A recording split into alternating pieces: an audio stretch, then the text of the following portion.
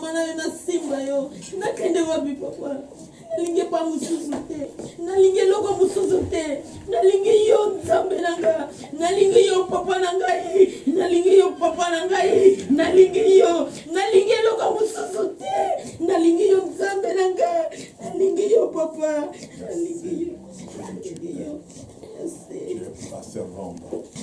Il n'y a personne d'autre que toi. Merci parce que tu es celui-là qui nous fait du bien. Merci. Merci Seigneur parce que tu nous fais du bien à nous tous, car nous dépendons tous de toi. Merci. Sois béni notre Dieu. Merci. Au nom de Jésus. Amen. Merci. Amen. Que Dieu soit béni. Que Dieu fortifie sa servante. Oui. Alléluia. Seigneur, merci pour ta parole.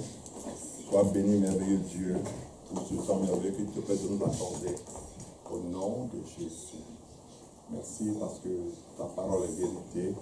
Ton amour est vrai. Ton amour n'est pas un amour conditionné. C'est un amour pur, honnête et sincère. Et nous voulons bénir ta parole ce matin. Et nous voulons nous réjouir au milieu de toi-même, de ton peuple, et être reconnaissant pour la vie que tu as renouvelée en chacun de nous et te dire merci pour cela au nom de Christ Jésus. Amen. Soyez les bienvenus dans la maison de votre Dieu et Père. Que Dieu, le Dieu merveilleux, étende et continue de tendre sa grâce sur chacun d'entre vous pour ce temps qu'on va encore passer dans sa présence. Mais je voudrais dire la parole de l'année qui dit ceci: arrêtez et sachez que je suis Dieu. Alléluia. Je domine sur les nations, je domine sur la terre. L'Éternel des armées est avec toi. Dis Amen. Amen. Le Dieu de Jacob est pour toi une haute retraite. Dis Amen. Amen. Voilà, comme ça, ta vie est sécurisée. Alléluia. Amen. Ta vie est sécurisée et ta vie est cachée quelque part. Ta vie n'est pas cachée dans une assurance quelconque. Elle est cachée par celui qui assure au-dessus de toutes les assurances. Dis Amen. Amen. Oui, et cela est très important. Et ce matin, notre thème s'intitule « Autant que cela dépend de toi ». Alléluia. Autant que cela dépend de toi. Pourquoi ce thème? Parce que les enfants de Dieu, un constat a été fait, les enfants de Dieu, au lieu d'être une bénédiction mutuelle les uns pour les autres et les autres pour les uns, ils sont une destruction mutuelle les uns pour les autres et les autres pour les uns. Quand les enfants de Dieu parlent à leurs frères, parlent à leurs soeurs, parlent à leur mari, le mari parle à sa femme, ils ne sont pas là pour apporter la paix dans le cœur de l'un, la paix dans le cœur de l'autre, c'est de la destruction mutuelle. Et la parole de ce matin dit, autant que cela dépend de toi, qu'est-ce que tu dois faire? Alléluia. Parce que il y a ce qu'on appelle l'éducation familiale, puis il y a ce qu'on appelle l'éducation nationale, puis il y a l'éducation spirituelle. Alléluia. Dans la vie, on a trois types d'éducation. Il y a l'éducation familiale, il y a l'éducation nationale, puis il y a l'éducation spirituelle. Maintenant, dans l'éducation spirituelle, il y a deux sortes d'éducation spirituelle. Il y a l'éducation de la rue et de tout ce que tu peux faire comme désordre dans la rue, et puis il y a l'éducation que Dieu donne. Alléluia. Vous voyez, donc, il y a d'abord l'éducation familiale, l'éducation nationale, l'éducation spirituelle. Et maintenant, dans le spirituel, il y a deux qui en sortent. Il y a le spirituel qui vient de Dieu, puis il y a le spirituel que les gens sont hors de Dieu et ils sont dans toutes sortes de dépravations, toutes sortes de comportements déviants. Et après, on nous fait accepter tous ces comportements déviants pour dire que c'est de la progression, c'est de l'évolution. Non. Alléluia. Donc, autant que cela dépend de toi, qu'est-ce que tu dois faire? Parce que dans l'éducation de Dieu, il est toujours dit qu'un bon chrétien, c'est un très bon citoyen. Ce n'est pas un citoyen bien, c'est un très bon citoyen. Et j'ai dit ici, j'ai dit, nous en France, il y a trois choses qu'on n'aime pas. Nous en France, on n'aime pas d'abord les vieux. Non. En France, on n'aime pas les gens heureux. Et puis on n'aime pas les gens riches. Ah, c'est propre aux Français. Si tu es riche en France, ton voisin va te détester. Et si tu es heureux aussi dans ton mariage, il va te détester. Parce que lui, il a toujours des problèmes. Mais qui te dit d'avoir des problèmes? Rien que tes problèmes pour être heureux. Parce que celui qui est heureux, c'est parce qu'il est arrivé à régler ses problèmes. Il les a identifiés. Et après qu'il les ait identifiés, il a dit, ben ceci, je n'en veux pas. Mais si toi, tu te plais à bosser ta femme comme un pushing ball, donc c'est toi qui vas être malheureux. Si toi, tu te mets à piétiner ta femme, c'est que c'est toi qui vas être malheureux. Donc si quelqu'un est heureux avec sa femme, et la femme avec son mari, ton problème, il est où? Nous, en France, on n'aime pas les gens qui sont heureux. On n'aime pas les gens qui sont riches. Il dit, ouais, regarde-moi ce bourgeois-là. Il se gonfle parce qu'il a un peu d'argent. Est-ce qu'il t'a empêché d'avoir l'argent? Est-ce qu'il t'a empêché? On n'aime pas les vieux, on dit vraiment ce vieux-là. Mais ces vieux, on doit tous les raser. Mais il ne sait pas qu'il va vieillir un jour. Et comme la Bible dit, c'est quand tu sèmes, tu vas moissonner, quand tu seras vieux, tu vas entendre les mêmes choses. Là, ça va t'énerver. Mais c'est que tu avais semé cela. Et c'était ton tour maintenant de moissonner. Et on va te dire ça très bien en face. Vous voyez. Mais nous, chrétiens, la Bible nous dit autant que cela dépend de toi. Mais qu'est-ce qui dépend de toi? L'atmosphère de ta maison dépend de qui? De toi. L'atmosphère de ton travail dépend de qui? De toi. Je suis toujours surpris. Et grandement surpris. Quand je vois des chrétiens qui disent au travail, mais c'est l'enfer.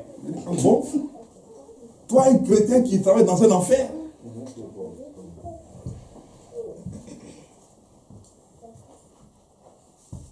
Non, mais au travail, c'est pas possible. Mais si tu es là-bas, c'est pour que tu puisses assainir l'atmosphère. Tu n'es pas là-bas pour être participant, tu es là-bas pour assainir. Tu es là-bas pour amener l'odeur de Jésus-Christ. Tu n'es pas là-bas pour prendre leur odeur, leur comportement et leur déviation. Tu es là-bas pour apporter la clarté, la lumière et la parole de Dieu. Oui, tu es là pour cela. Tu n'es pas là-bas pour les imiter. Et ils doivent t'imiter, ils doivent voir ta façon de vivre et te poser des questions. C'est pas à toi de leur dire, mais hey, mon gars, je vais raconter, je t'ai vu une histoire.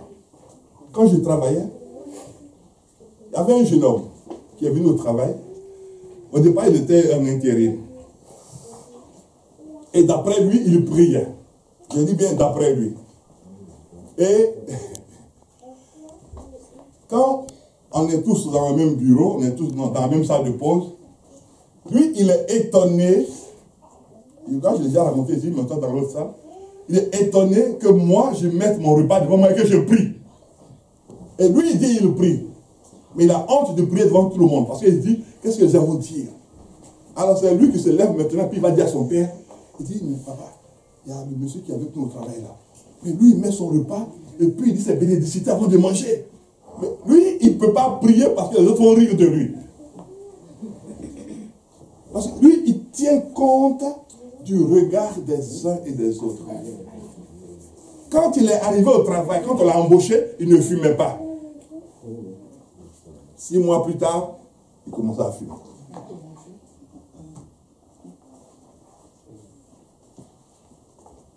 Et 6 mois plus tard, il commençait à fumer. Un jeune homme très brillant.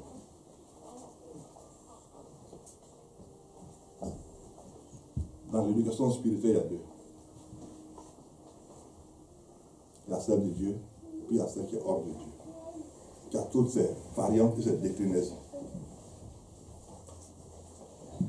Et un jour, je l'ai appelé, et puis je lui ai dit, qu'est-ce qui t'a touché pour que tu puisses autant changer?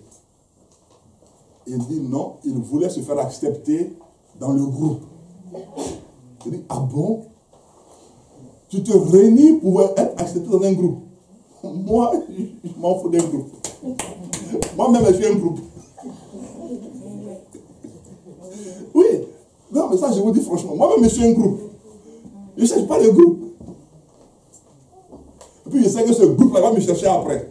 Mais c'est ce qui s'est passé. Le groupe m'a cherché après. Moi, je suis parti. Non, moi-même, parce que, regarde, ayons la révélation de la parole. Ayons la révélation. Jésus dit une chose. Il dit, le Père et moi, nous sommes un. Première des choses. Suivez bien. Le Père et moi, nous sommes un. Et celui qui écoute ma parole, qui m'aime, qui garde mes paroles, je vais venir faire quoi? Venir faire ma demeure en lui. Donc le Père qui est avec moi viendra aussi avec. Ah, vous ne voyez pas que le groupe est en train de s'étoffer là? Donc moi-même j'ai un groupe. Pourquoi j'ai un autre groupe? Un groupe de buveurs un groupe de fumeurs. Non! Moi-même quand je marche en groupe. On me voit seul, mais moi je marche en groupe.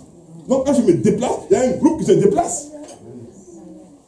Parce que si la Bible déclare que je suis le temple du Saint-Esprit, donc quand je me déplace, est-ce que vous croyez que le Saint-Esprit vient derrière moi? Il se déplace avec moi. Et maintenant, dans encore Corinthiens qui dit, vous ne vous appartenez plus, vous appartenez à celui qui vous a racheté, donc à Dieu. Donc quand je me déplace, celui qui m'a racheté, pour veiller sur moi, il est avec moi. Où? Il est avec moi. Donc je suis en groupe. Je vous ai dit ici que aucun enfant va me dire quelque chose qui va m'étonner en France. Parce que lycée, j'ai fait. Université, j'ai fait. Au lycée, il y a des gens qui sortaient du lycée pour aller fumer la drogue. À l'université, à partir de Tolbiac, j'étais là-bas, à Panthéon. Ils descendaient pour aller fumer aussi. Tout ça, j'ai vu. Pourquoi ça ne m'a pas intéressé? Parce que moi-même, je suis un groupe. Je ne cherche pas de groupe. On m'a dit, va à l'école. On ne m'a pas dit, va faire groupe. Oui. Le seul groupe où j'étais, c'était dans les TD. Travaux dirigés. C'était ça mon groupe. On était à peu près 25. Mais sinon, quand je sors là-bas, même je suis mon groupe.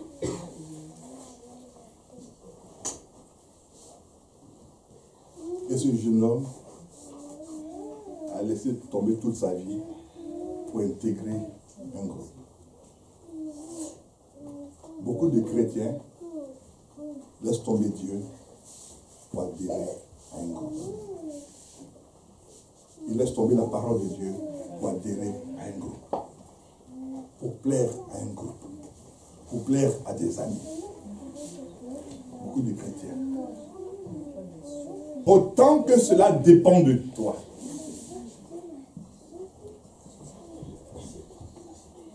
Alors que tu dois tout laisser tomber pour Dieu, toi tu laisses tomber Dieu pour un groupe. Tu dois tout abandonner pour Dieu.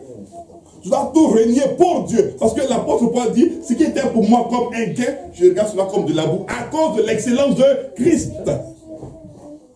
Donc il met deux choses en parallèle. L'excellence de Christ me fait abandonner ce que j'ai considéré comme au départ une excellence, mais qui est devenue de la boue, comparant quand je compare sur la Christ, à l'excellence de Christ.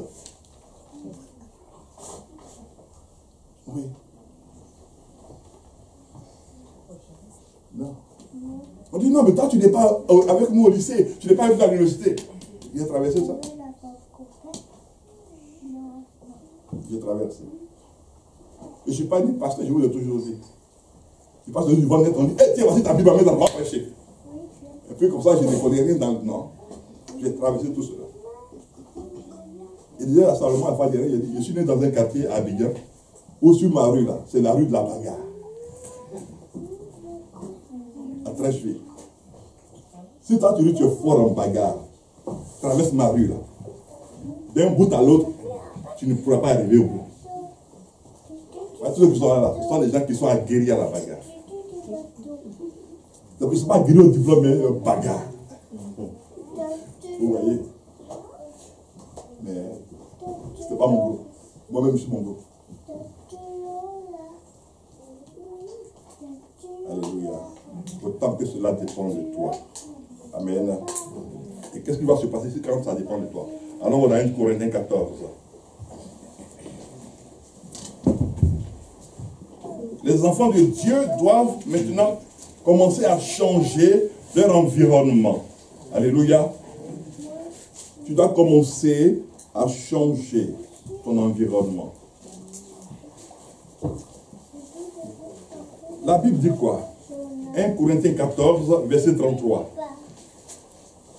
Car Dieu n'est pas un Dieu de désordre, mais de paix. Voilà. Ça commence fort. Dieu n'est pas un Dieu de désordre, mais de paix. Dieu n'est pas la source de l'inspiration du désordre.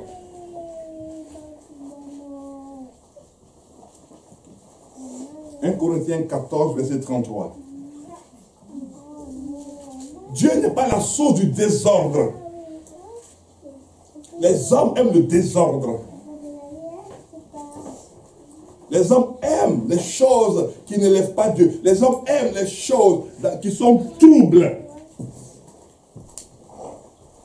Les hommes aiment les choses qui ne sont pas en ordre dans leur comportement, dans leur manière de vivre, dans leur manière de faire. Les hommes aiment cela. Ils n'aiment pas l'ordre. L'ordre, ce n'est pas le fait de se mettre en rang pour dire qu'on rentre en ordre. Non.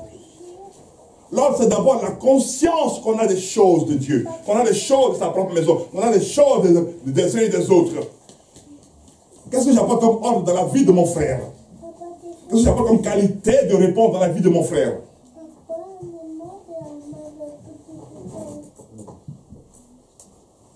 C'est ça l'ordre. Dieu n'est pas un Dieu de désordre, mais il est un Dieu de paix. Ce qui veut dire que dans le désordre, il n'y a pas la paix. Si la Bible dit que Dieu n'est pas un Dieu de désordre, mais il est un Dieu de paix, ça veut dire que dans le désordre, il n'y a pas de paix. Dans ce qui n'est pas en ordre, il n'y a pas de paix.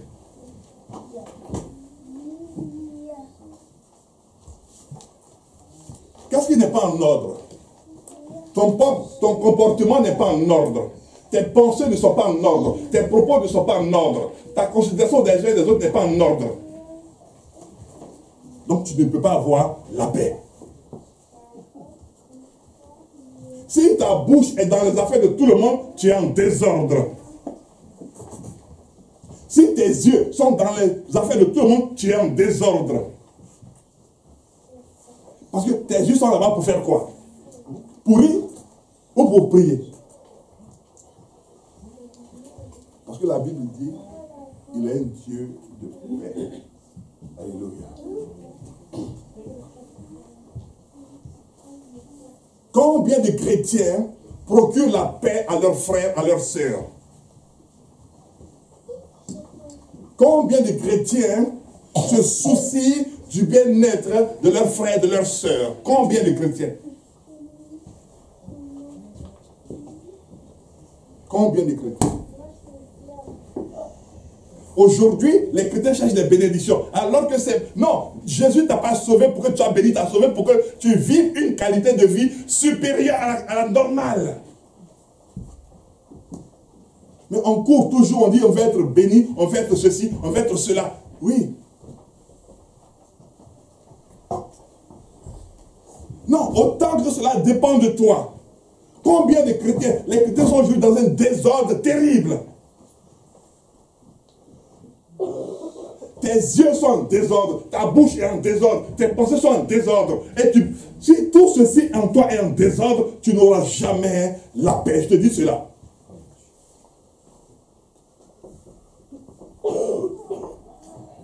Ton cœur sera toujours troublé parce que tu es une personne en désordre. Même si ta maison est bien rangée, tes affaires bien rangées, ton bureau bien rangé, mais tes pensées en désordre, tu n'auras jamais la paix. Ta bouche en désordre, tu n'auras jamais la paix. C'est terrible ça. Autant que cela dépend de toi.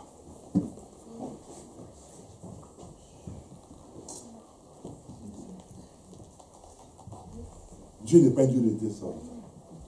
Parce que le désordre, il commence où déjà? Le désordre, il commence par le fait de chercher à savoir comment l'autre il vit chez lui. Au lieu de chercher cela pour que tu pries, tu cherches cela pour que tu ris. Ça, c'est un désordre.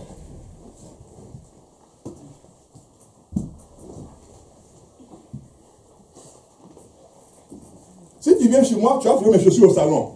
Mais si je prie pour toi, mon Dieu va te bénir. Donc, même les chaussures au salon, Dieu bénit. Parce que je ne vais pas aller chez toi pour rire de toi. Mais ma bouche sera ordonnée pour prier pour toi.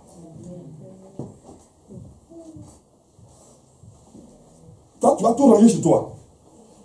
Mais ta bouche dans les affaires des autres pour parler négativement, méchamment. Mais tu es plus qu'en désordre que moi je ne le suis. Vous voyez dire le désordre, où ça? Est-ce que ça va? Oui. Au point, la Bible nous dit, Dieu n'est pas un Dieu de désordre.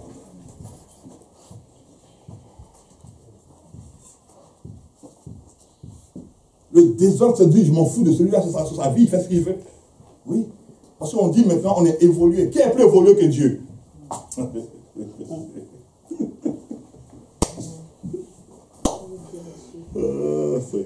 Qui est plus évolué que Jésus-Christ? L'homme qui monte aussi sans ascenseur. Quelle que soit l'évolution que les hommes puissent atteindre, aucun homme sur cette terre ne pourra prendre 5 pains et 2 poissons et puis nourrir 5000 personnes. Donc si on trouve un homme qui est plus évolué que Jésus-Christ, montrez-le-moi.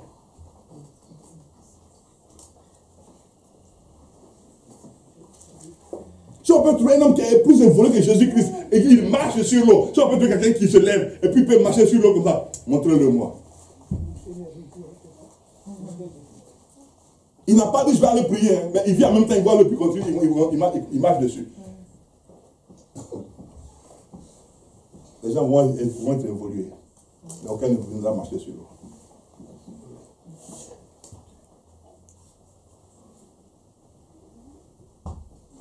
On parle d'évolution. On parle d'évolution. Je vais attirer votre attention sur une chose, avant d'aller plus loin dans le message. Quand vous allez prendre l'avion prochainement, imaginez-vous que la hauteur à laquelle l'avion se trouve, Jésus a traversé tout ça. Mais il n'est pas dans un avion. Il est dans une navette spatiale. Il a traversé tout ça. Il n'avait pas mis un scaphandre. Non. Mais il a traversé tout ça. Donc il peut être plus évolué que lui. Trouvez-moi un seul nom. Donc si Jésus dit qu'il est Dieu, moi je dis c'est vrai qu'il est Dieu. Amen.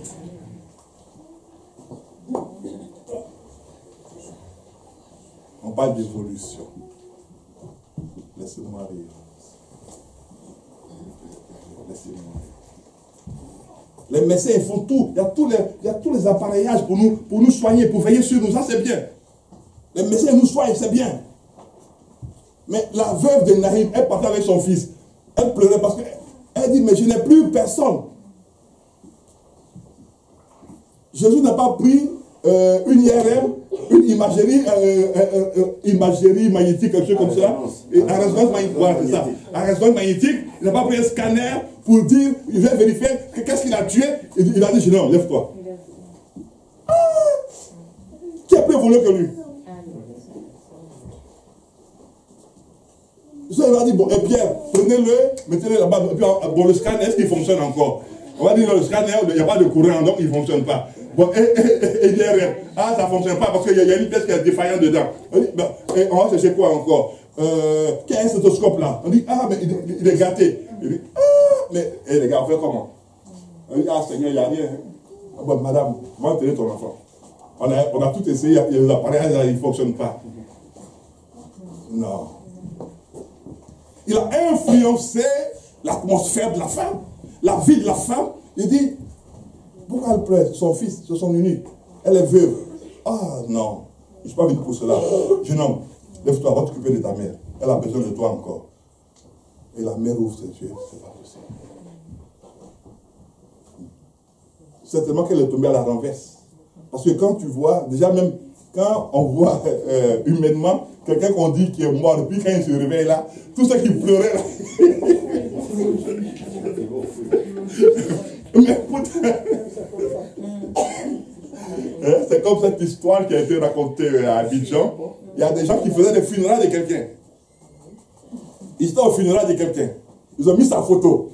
Et puis ils pleuraient. Et puis quelques temps après, la personne arrive, en chair même. Normalement, elle arrive. Mais quand l'autre qui était devant elle a laissé le passage, ils l'ont vu. Mais vous pleuriez parce que j'étais mort, mais là je suis vivant. Pourquoi vous courez? Oui. Non, à ta chrétien, il est devant. Le chrétien est devant. Il dit non. Non, au nom de Jésus, et puis là. Vous savez que les chrétiens courent vite. Les chrétiens, ils marchent sur l'eau. Les chrétiens, ils marchent sur le vent. Non, écoutez. Un peu de sérieux, s'il vous plaît. Un peu de sérieux. Un peu de sérieux, s'il vous plaît. Allons dans Romains. Romains 12.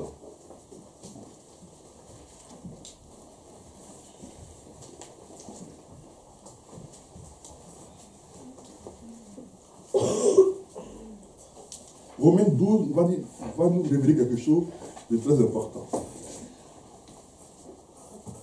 Romains 12, 18, qui dit ceci.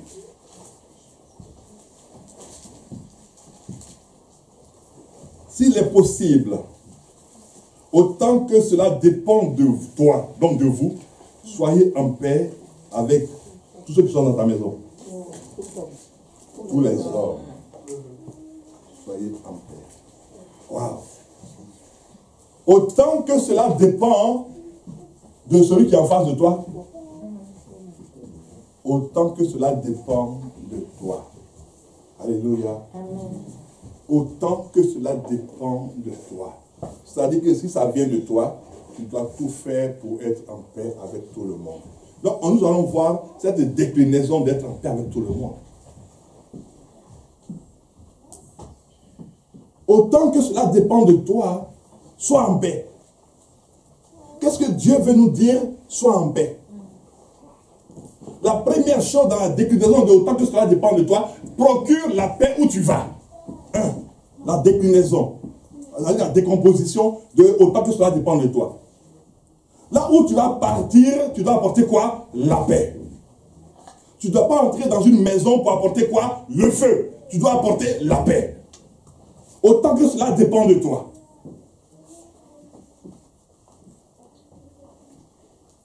« 2 Corinthiens 5, 19 et 20 nous dit ceci. Nous sommes des ambassadeurs.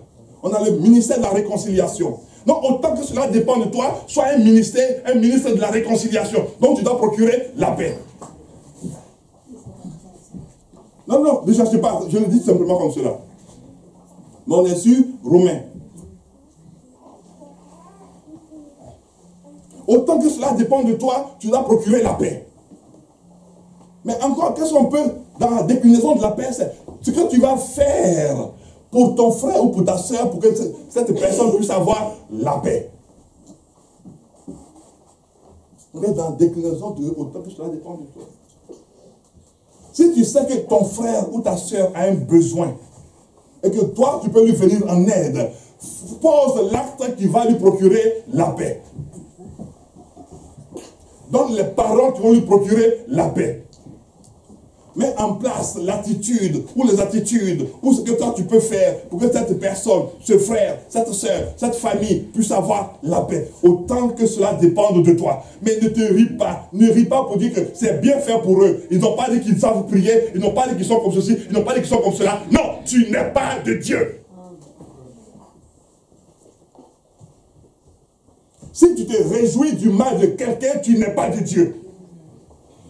Si tu te réjouis de ce que ton frère, ta soeur ou une famille est en train de souffrir et elle se déchire et que toi, tu n'as pas le temps de prier, tu n'as pas le temps de chercher la face de Dieu et implorer la grâce de Dieu pour cette famille et que toi tu te réjouis, tu n'es pas de Dieu. Mais la Bible dit, autant que cela dépend de toi, tu dois rechercher la paix, tu dois mener la paix, tu dois être un créateur de paix, tu dois mener dans la famille, dans le cœur de tes frères, la paix. Oui, vous pouvez dire maintenant cela? Amen. Oui. Aujourd'hui, les chrétiens rient des foyers. Quand un foyer qui est bancal, ça ne va pas dire. Elle n'a pas dit que son mari était le grand love. C'est bien fait pour elle. Ça te rapporte quoi? Parce que, excusez-moi du terme que je vais dire, mais c'est de la stupidité de vouloir qu'un couple se déchire, de vouloir qu'une famille ne soit pas en paix. Ça te rapporte quoi? Moi, ça me rapporte qu'un couple soit en paix, comme ça je peux aller manger là-bas. Je viens à la maison, quand ils sont en paix, ils sont en train de rire, comme ça ils me préparent à manger, même si je ne mange pas, ils disent c'est bien, merci, et puis je m'en vais. Quand tout est en train de préparer, vous faites la paix là. Moi je me lève, oui, mais là ça va manger. Non, moi j'ai dit bon, maintenant je m'en vais. Ah, mais tu ne manges pas, on a mis ça pour faire pour toi. Comme vous êtes en paix là, maintenant mangez pour regarder vous. Comme ça, moi je serai en paix. Mais les chrétiens, au lieu d'être des ambassadeurs de paix, ils sont des porteurs de division. Waouh! Mais ce n'est pas de Dieu. C'est du diable. C'est du diable de rire d'un problème qui se trouve dans une famille. Dans une famille, il y a un problème, toi tu ris, tu es du diable. Tu n'es pas de Dieu. Tes amis ont des problèmes. Le couple a un problème. Leur enfant a un problème. Et toi, ce que toi, tu vas trouver à dire, s'ils avaient la foi, s'ils avaient ceci, oui, Dieu ferait. Non, ce n'est pas ton problème. Si tu n'as rien à dire, tais-toi.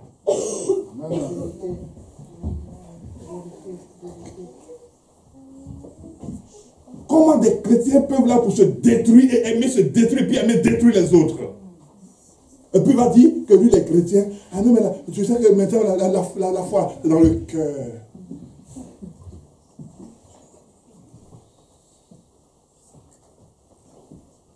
La Bible dit quoi? Le royaume de Dieu, c'est quoi? Il consiste en quoi? En manger? Non. En parole et en puissance. Arrêtez-moi les choses et tout ça dans le cœur.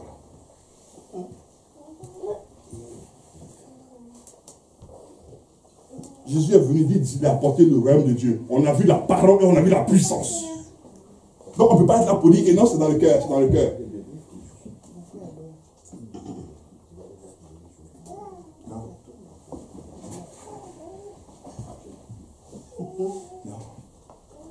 Il dit autant que cela dépend de toi. Qu'est-ce que tu fais pour que ton frère soit en paix? Qu'est-ce que tu fais pour que ce couple soit en paix? Ce couple qui est ballotté par le diable, qui est attaqué de toutes parts par le diable. Qu'est-ce que toi, en tant que frère dans la foi, frère dans le Seigneur, frère en tant que fils de Dieu et fille de Dieu, qu'est-ce que tu fais pour que cette famille, que le diable fait cribler, qu'est-ce que toi tu fais pour elle, pour qu'elle soit en paix? Rien, mais c'est bien fait pour elle. Elle prie tout le temps, elle prie tout le temps, elle prie tout le temps. Là, son enfant même, il est où? Ça te regarde. Elle allait prendre crédit chez toi pour nourrir son enfant. Même si elle a pris crédit chez toi, elle va rembourser. Donc elle va rembourser. La banque, là, on prend tout ce crédit là-bas et puis on dort à la maison. Ils font des relances, et puis on dort seulement. Plus ils font des relances, plus on dort. Même ton loyer, tu n'as pas payé, mais on te fait la relance et puis tu dors quand même. On dit, mais monsieur, vous n'avez pas payé votre foyer encore. Oui, mais vous avez 5 jours pour payer. Tu dis, ouais, je paierai.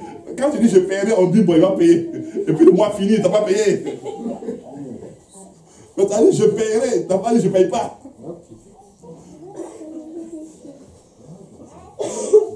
Non. L'amour de Dieu a foutu le camp du cœur des chrétiens. Quel désastre. Quel désastre. Aujourd'hui, les chrétiens sont à l'affût des programmes de bénédiction. Ils ne sont pas à l'affût d'un changement de comportement, d'un changement de langage, d'un changement de pensée. Non, ils ne sont pas à l'affût de cela, ils sont à l'affût des bénédictions. Mais quand tu as Jésus, tu as tout ce qu'il faut comme bénédiction. Il dit autant que cela dépend de toi.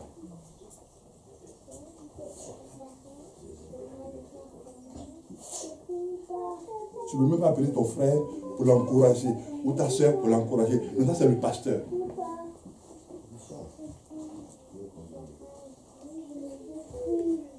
Autant que cela dépend de toi.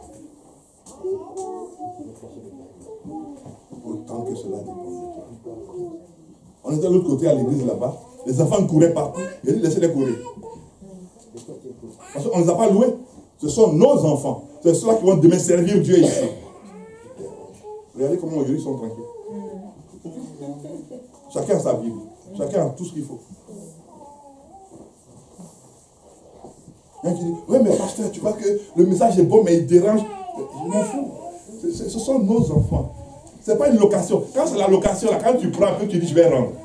Je dis, mais monsieur, je m'avais loué un enfant pour faire mon film là. Je suis venu pour le rendre. Maintenant, je vais retourner à l'église. Non. Combien de fois tu as prié pour que ces enfants puissent s'asseoir tranquillement? Tu ne pries pas, mais tu es là pour faire des remarques.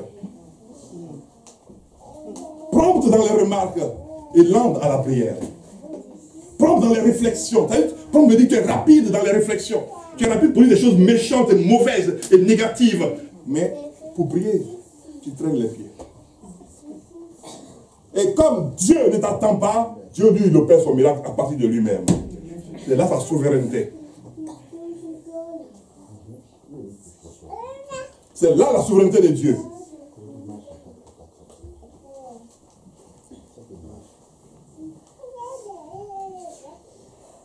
Là-bas, ceux qui couraient là, ils sont tous assis. Aujourd'hui, ils ne courent plus. On a plus d'espace, mais ils ne courent plus. Alors que là-bas, il y a un petit espace, ils couraient. Mais c'est ça Dieu.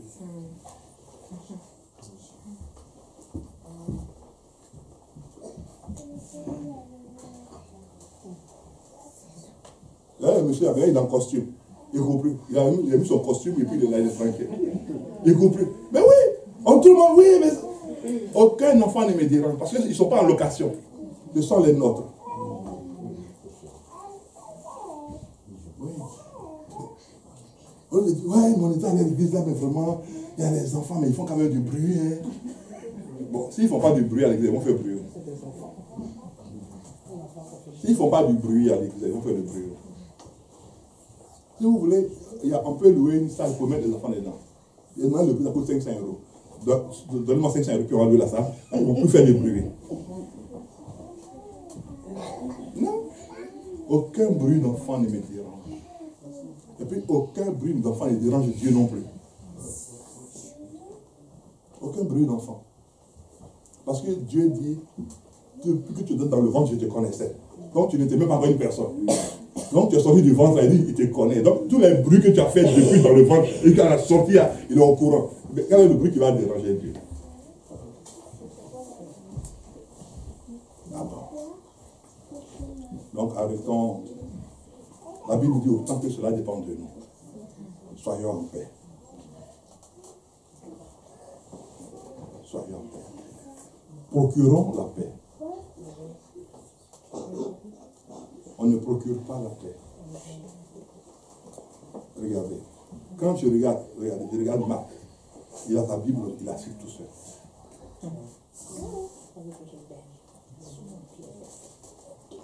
Vous voyez? Aujourd'hui, il a sa Bible. Il est assis, il lit. Il connaît les références.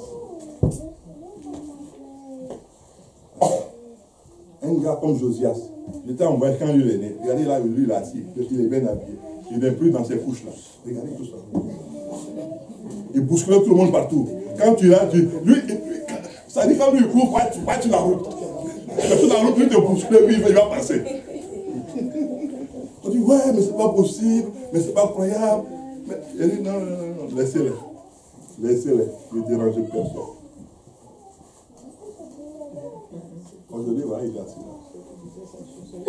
Il est tranquille. Comme dit le chat, il est sapé comme jamais. Maintenant, lui-même, il est assis, puis il met ses lunettes, et puis il est comme ça.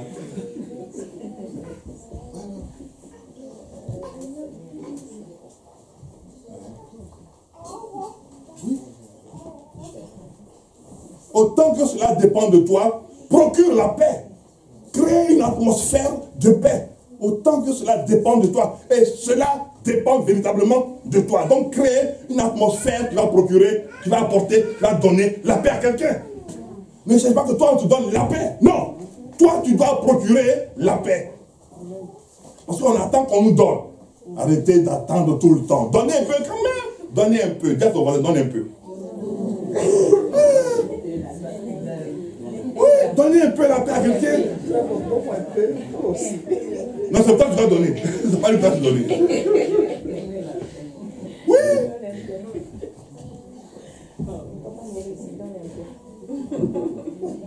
Oui. Non, c'est terrible ça.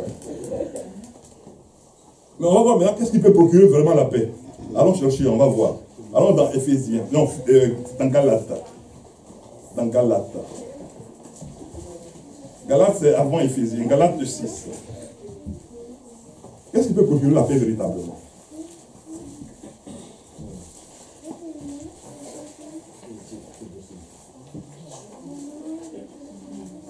Galates dit, portez les fardeaux les uns les autres. Galates 6, 2. Portez les fardeaux les uns les autres. Et vous accomplirez ainsi la loi de mon village. Ah. Donc vous savez qu'il y a la loi de Christ et vous ne voulez pas porter les fardeaux des autres. Donc c'est quelle loi vous pratiquez alors?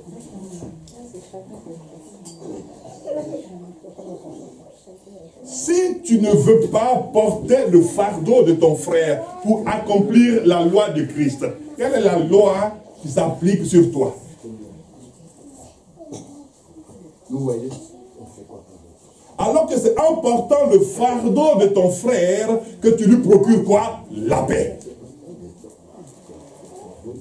C'est en prenant la souffrance de ton frère, en prenant la douleur de ton frère, en la partageant, que tu procures à ce frère, à cette sœur, cette famille, la paix.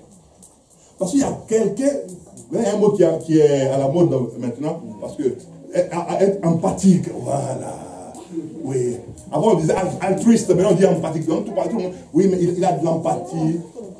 Empathie, c'est quelqu'un qui a des sentiments bien pour les autres, qui est gentil pour les autres. Voilà. Avant on disait altruiste, maintenant on dit empathique. Donc maintenant on dit il a de l'empathie, il aime les autres, il aime le bien des autres. Quel mensonge.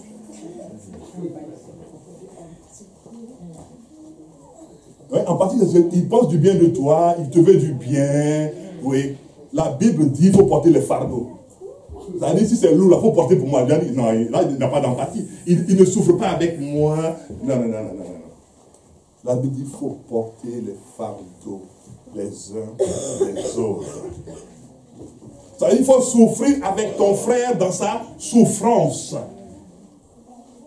Il ne faut pas le regarder comme un chien de faïence. Il ne faut pas le regarder dans sa souffrance, dans sa galère, pour dire que c'est bien fait pour lui. Il n'a pas dit qu'il aime ceci, il n'a pas dit qu'il aime cela. Non. Cela ne doit même pas s'entendre dans l'église de Jésus-Christ.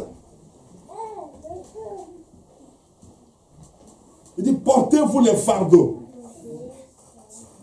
C'est une injonction, c'est un ordre. Maintenant, on dit, s'il te plaît, est-ce que tu peux prier avec moi? Parce que maintenant, mais s'il te plaît, bien sûr. Alors que là, je vois si Jésus a dit, s'il te plaît. Il s'est marqué porter les fardeaux les uns des autres. Donc il n'y a pas s'il te plaît dedans. Donc c'est un ordre qui t'est donné. Un ordre t'est donné de soutenir ton frère. Un ordre t'est donné de soutenir la famille qui a des problèmes. Un ordre t'est donné. Ainsi, tu accompliras la loi du Christ. Et maintenant, il continue. Si quelqu'un pense être quelqu'un, quelque chose, quoi qu'il ne soit rien, il s'abuse lui-même. Il se ment lui-même. Il y a des gens qui ne sont rien, qui n'ont rien, qui ne valent rien, et puis ils veulent passer pour ceux qui savent, qui valent tout cela. On dit, aide-le. Non, mais attends. Mais qu'il prie. Moi, ce que j'ai eu, c'est pas la prière. Oui, non, pasteur. C'est vrai. Mais non, c'est une question de foi.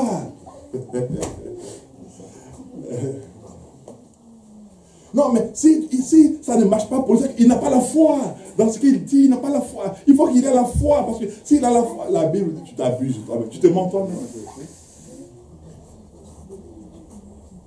Vous êtes tous assis ici, là.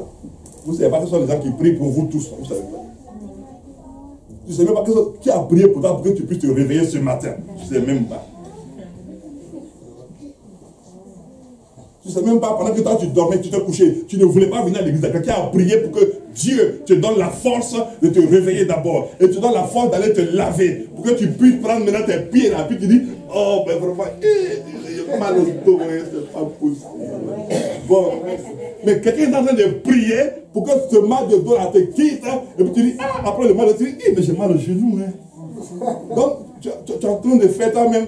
Mais quelqu'un est en train de prier pour dire, Seigneur, Prends tes enfants qui sont là-bas, fortifie leur corps, fortifie leurs muscles, fortifie-eux, fortifie-les tous et ramène-les dans ta maison. Mais tu ne sais pas qui est en train de prier. Et toi, tu es là quand tu dis de prier, quelqu'un tu dis non, il faut qu'il ait la foi. La Bible dit que tu te mens à toi-même. C'est comme quelqu'un qui n'est pas marié et qui fait le boucan pour dire que lui il est marié. Mais c'est ton problème. La nuit, nous, nos femmes vont faire la nourriture, hein, manger, tu viens, là je fais le plat au micro-ondes. Ouais. Hein? Quand mon fils Guy vient de Paris pour travailler, quand il vient, je suis dans tout préparé, quand il vient le compte, il dit oh non. Mais toi, tu te mens à toi-même. Oui.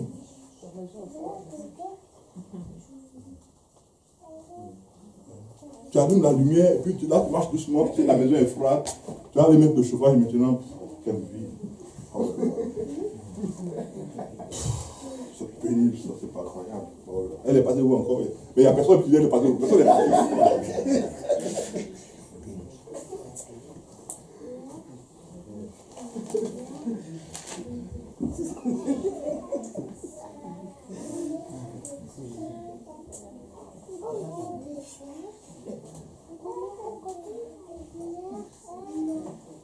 Regardez comment le visage de Bob brille.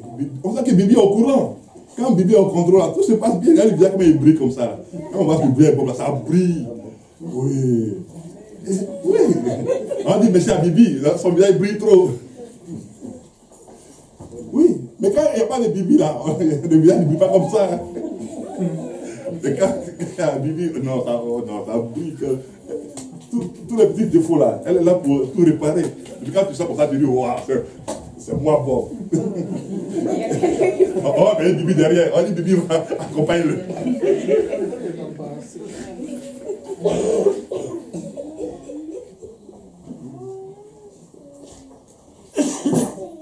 Il y a des gens qui s'abusent eux-mêmes, alors qu'ils n'ont rien, qu'ils ne valent rien, qu'ils ne peuvent rien. Et ils disent qu'ils sont capables de quelque chose. Mais tu ne mens pas à quelqu'un, tu te mens à toi-même. Donc arrête de te mentir à toi-même. Je vous ai raconté ici l'histoire de mon ami d'enfance qui avait 32 copines alors qu'il avait 0 copine.